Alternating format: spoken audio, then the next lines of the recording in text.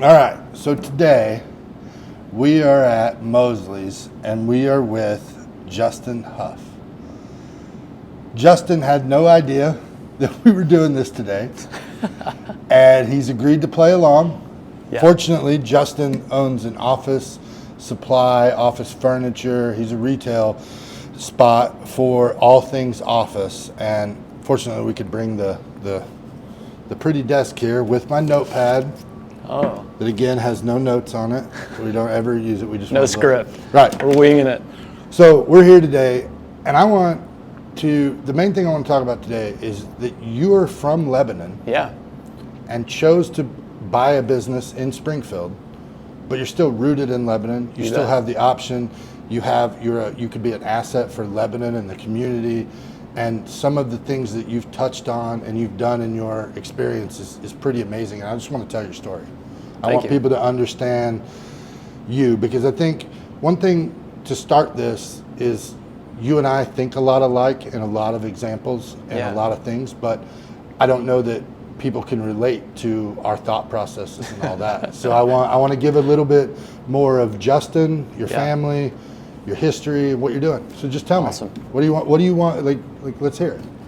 Yeah, so I mean, this actually started a little bit like a joke. We maybe had a few too many beers one night with some friends, and we were talking about, doing a partnership or working on something together. And I had actually utilized a brokerage before on a business that Katie and I owned in Springfield to kind of do an evaluation. I remembered that group, so I started researching, what opportunities were available, and Mosley's, popped up on the screen, and obviously it's an icon. It's been in Springfield for 83 years. I've walked by this building a number of times, love the old neon sign out front, but never thought there was a whole lot to it. I always thought it was kind of either a used furniture store, they did low end, product, or maybe it was factory overruns or something like that. And I never actually walked in the door to meet, the owners, and kind of dismissed it. But when we saw it on that listing, it kind of piqued my interest, and we started digging deeper, and one thing led to another, and here we are in Springfield, back owning a business. One thing I know about you that a lot of people probably don't know or have never experienced is like you have this incredible design, architectural kind of background that's doing things that you'll see it now, but realize it was actually kind of behind the curve, so to speak, but you're ahead of the curve in our community because they're just not ready for that sort of thing. And there's nothing wrong with that, but it's always given you kind of like a step ahead or two or three of what's really going on. And I know you've done some work with a couple manufacturers in Lebanon.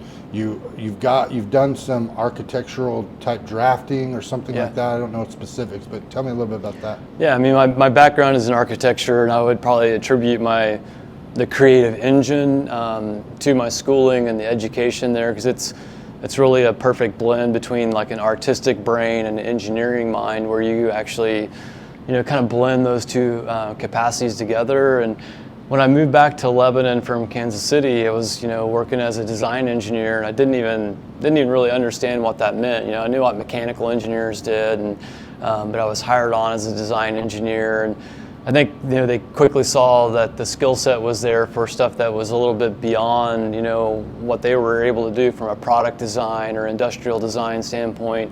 And so I quickly I guess found out that, hey, I'm actually pretty good at coming up with ideas for one, and then executing on those ideas on how they actually get made, the nuts and bolts and the structure behind them. And really that goes back to the schooling in architecture. So it's, I guess, kind of interesting to see how that kind of came together and had some success with products that are still in the marketplace, that are patented, and kind of gave me more design confidence. And I eventually stepped out on my own to try to build a product line that was furniture based. And in Lebanon, it's kind of a difficult road to try to carve out enough wherewithal financially to like make a product line exist. I mean, we have Justice Furniture. I actually worked with Angie, learned a lot about the industry at a higher, or at a bigger scale, larger volume. But when you're trying to build like boutique, discrete, custom pieces, it's really, really difficult. So, we're like one step away from having something really hit, Right. But buying a 83-year-old business that's got a rich history with serving their customers, and I guess it's a really good foundation to build upon. Right. And we could just keep this, status quo, and that's what our goal is. Starting off is to continue the great service that Mosley's does, and as we stabilize that and get more familiar with who we are and what we do, that creative engine will start to kick back in, and it'll give me some latitude potentially to expand and go further. When I remember back, and I apologize for the date, but I remember back to the Commercial Street days of Justin Huff downtown. And, I've known you since I was probably 12, 13-ish. Yeah, definitely. And so like I've watched you and always had like a little bit of envy and like seeing, because I know like it's that unspoken like relatability, because you're always kind of doing something that people are like, like, what's your goal? I'm a little crazy, yeah. Right, but if you get into the mind and you start to see it, and I think Nathan and I talked about this on the way here, like what I'm so excited about is like now you have the keys to the kingdom of something. Yeah. Because you built your own house. Like talk about that. Like. Yeah, I mean that's just another blessing, and we really feel like it was a God, move whenever we moved back to Lebanon, because we were really in love with Kansas City. We loved our neighbors. We had a good community there.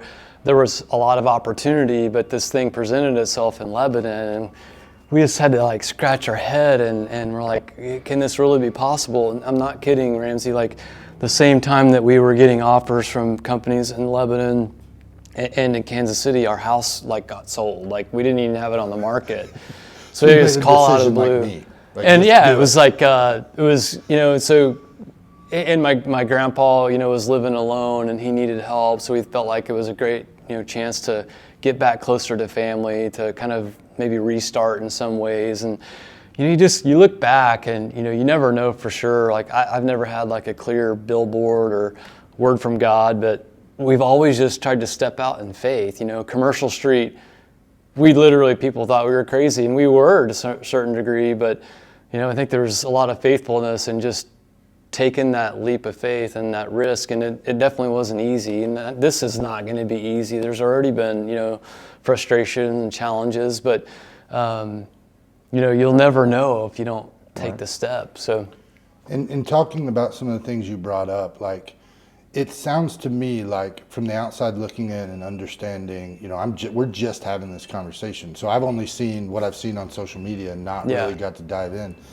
But to me, it looks like this is kind of that eureka aha moment. And why I wanted to do this, because like we talked about, like you can be here, do a business that can thrive here, provide to your family, provide to your community, do those sort of things, and it's in your wheelhouse. Yeah. And ultimately, like you said, build the foundation's here. You just needed to be able to put the walls up. Yeah. I mean, it really is, a culmination of a bunch of different experiences. And I don't think that, if I were to back up 10 years, would I be really ready to, not that you're ever ready, but would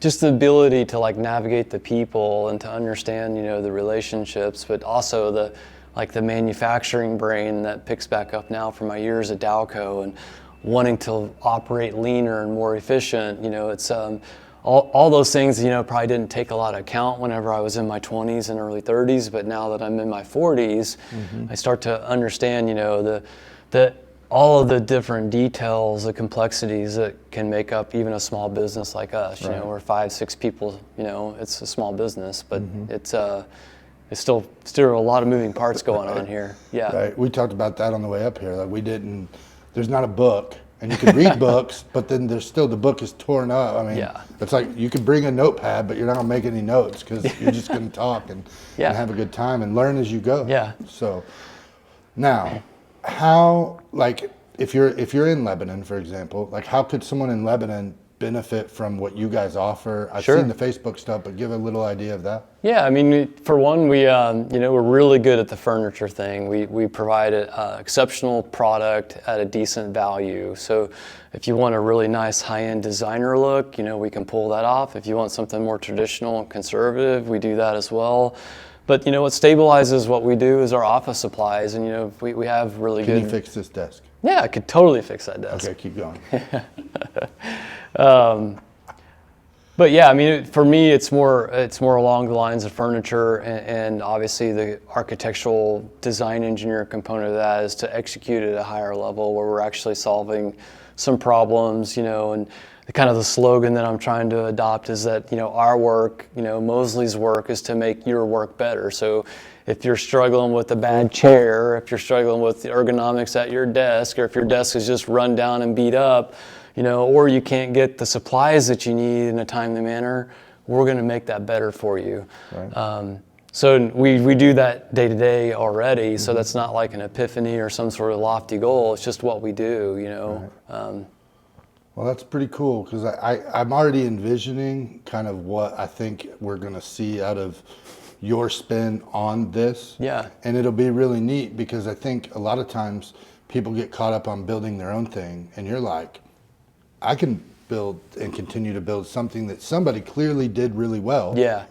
But I can put my touch on it, but I can also go back to the foundations of customer service, the Sure. things you've talked about that have made this last for 83 years, right? 83 years, going on 83 years, yeah. So big shoes to fill on that end of things. It is big, yeah. And there was a lot of pressure, leading up to that. Like, hey, for one, the name is the family name, and we don't want to change that, and we want to respect, the lineage and the heritage that's there. And so one of the things that I think that the previous owners are proud of is we took the logo that's off the old sign that was 3 generations ago was created, and we love the power in that. Like, there's a lot of representation and a lot of branding within that, and so we're going to try to take that and just build upon it and make it work. Dude, it's going to be pretty cool, and I'm excited. Like I said, this is when we kind of came up with this idea of what we were going to do with the show, like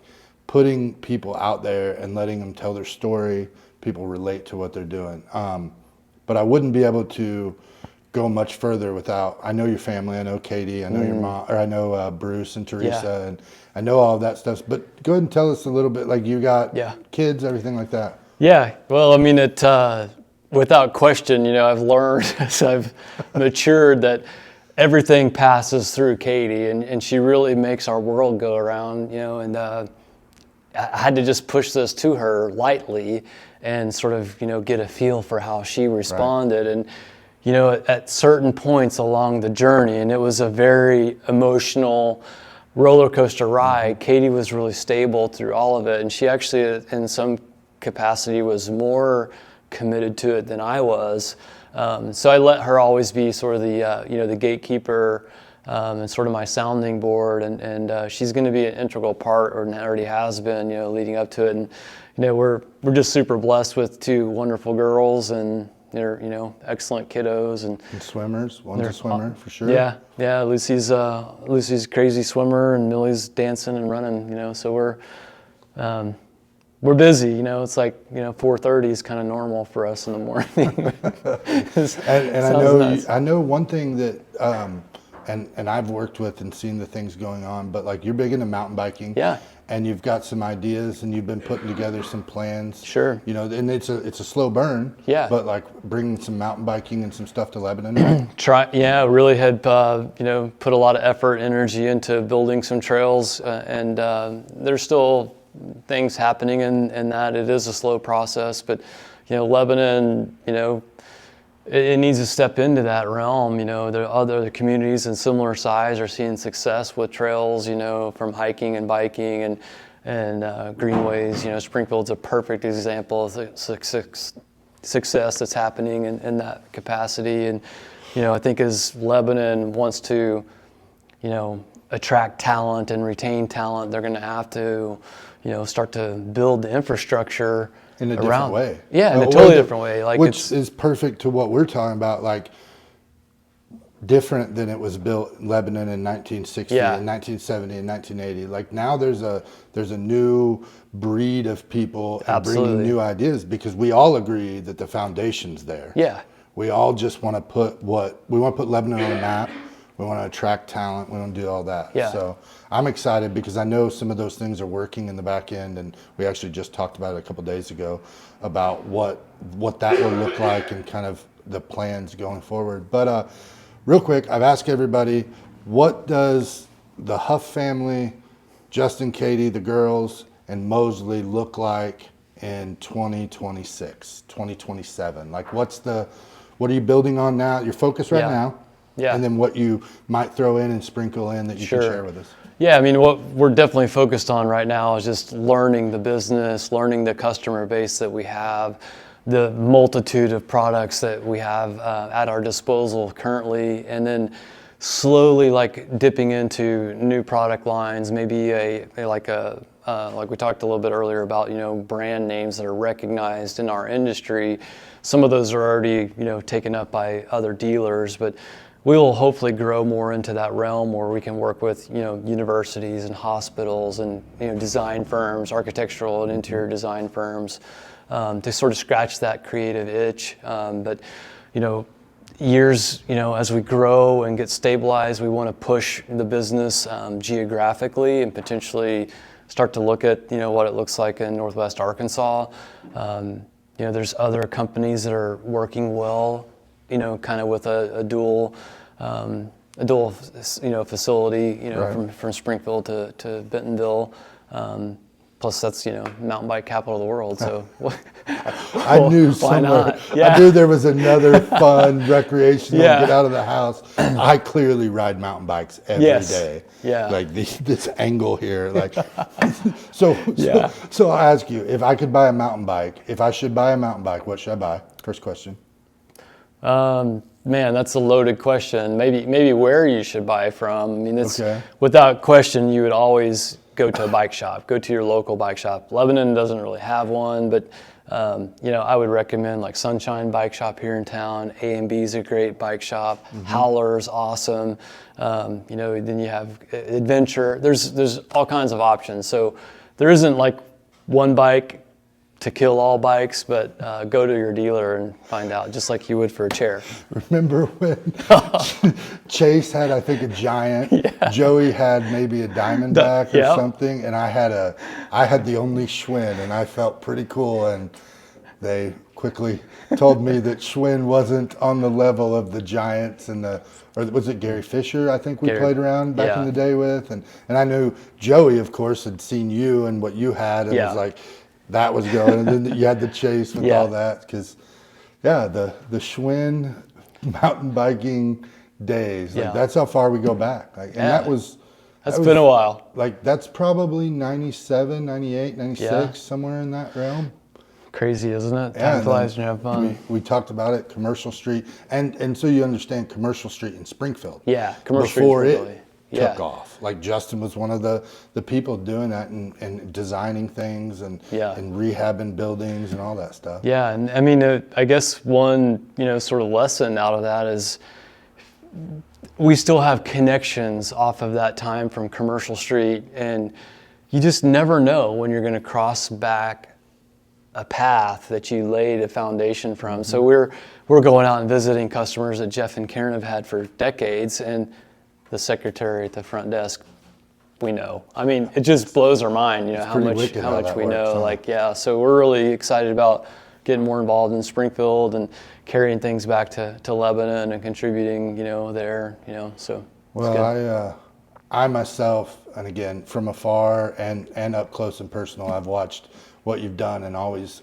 felt like I could relate to kind of your systems and your mindset, and in a different world, but still the same when you break it all down. And I can't wait for Lebanon folks that hopefully you can partner with. I can't wait to see what you do and how you build this thing out. Awesome. Man. Thank you so much. Thanks for agreeing to basically sit down and deal with this. So we can't thank you enough.